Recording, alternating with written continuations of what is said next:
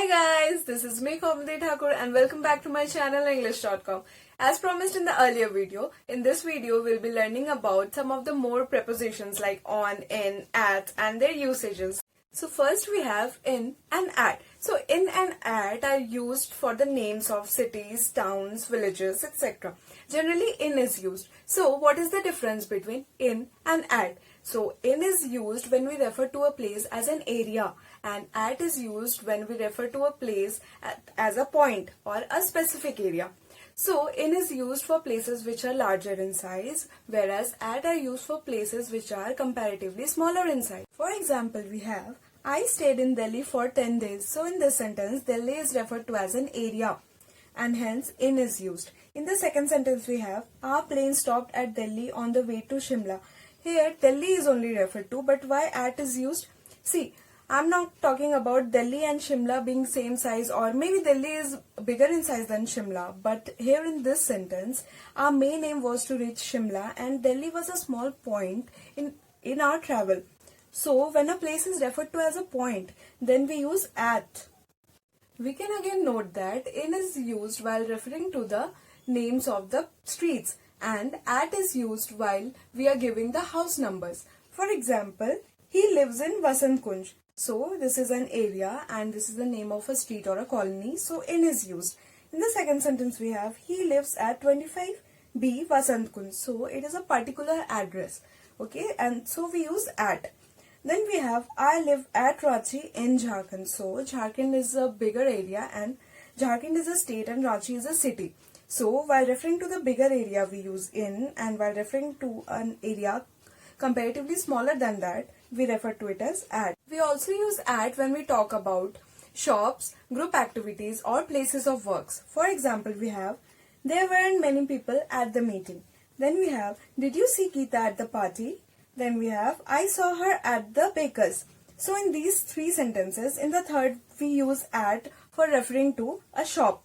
In the second sentence we use at for referring to a group activity. And in the first sentence we use at for referring to places of work. In is often used instead of the word inside and it refers to where something is kept. For example, the ice cream is in the fridge and bring the compass kept in the geometry box. Next we have on.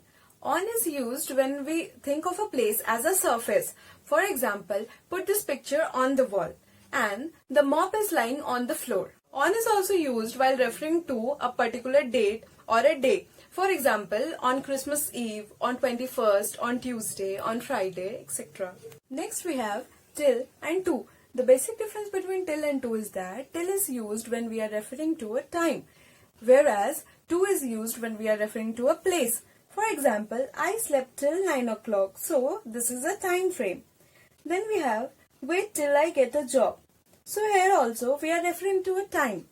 Then we have we walked together to the end of the street. So here the street refers to a place and hence to is used. Then again we have we took the train from Kolkata to Delhi. So Kolkata and Delhi both are places and hence to is used. Now we have with and by. With is used to denote the instrument whereas by is used to denote the agent or the doer.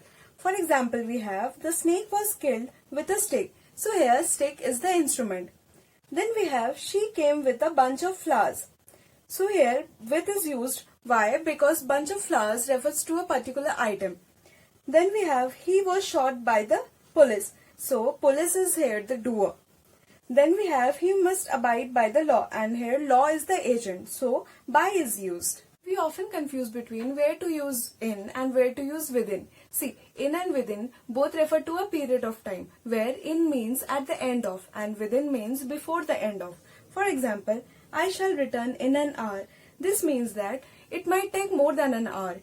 In the second sentence we have I shall return within an hour. This means that I will return within the given time frame. Beside and besides are two more words which are quite confusing. So, beside means at or by the side of, whereas besides means in addition to. For example, I sat beside my best friend in the bus. So, which means that I sat by the side of my best friend.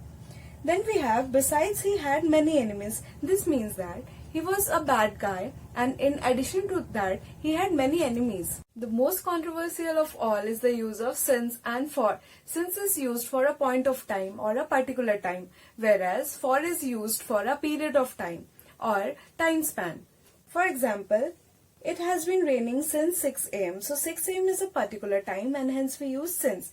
Then we have I haven't eaten anything since yesterday.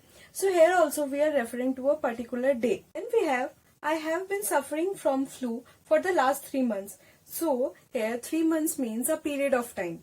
Then we have he has known her for a long time. So here long time is also a period of time or a time span. So for is used. Now we'll learn the use of by. It is used while referring to the mode of transport. For example, we travel by train, by bus, by car, by air, by sea, by taxi, etc. And by is not used while referring to a specific car, taxi, train or bicycle. Here are some of the sentences where we use mode of transport but we do not use by. Ram went there on my bike and we travel in Mr. Khanna's car. See, we would have used by if we would have written we travelled by car, but here a specific person's car is mentioned, so we have used in. One point we have to note is that we use on when we refer to a specific bicycle, bus, train, ship or plane, and we use in whenever we refer to a specific car, taxi, van, lorry or ambulance.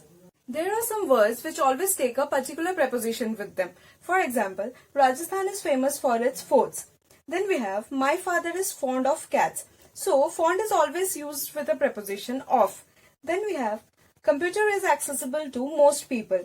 At last we have, petroleum is derived from coal tar. So, derived is always used with the word from and we cannot write other words like derived to or derived within. Similarly, computer is accessible to most people. Here, accessible is always used with to and never with for or with, etc. I hope that you guys are now thorough with the preposition, and so I have a small exercise for you all to practice given in the description box below. There you have to fill up the blanks with the appropriate preposition and write the answers to me in the comment section below. And if you found this video informative, then please like, share and subscribe to my channel English.com. Thank you.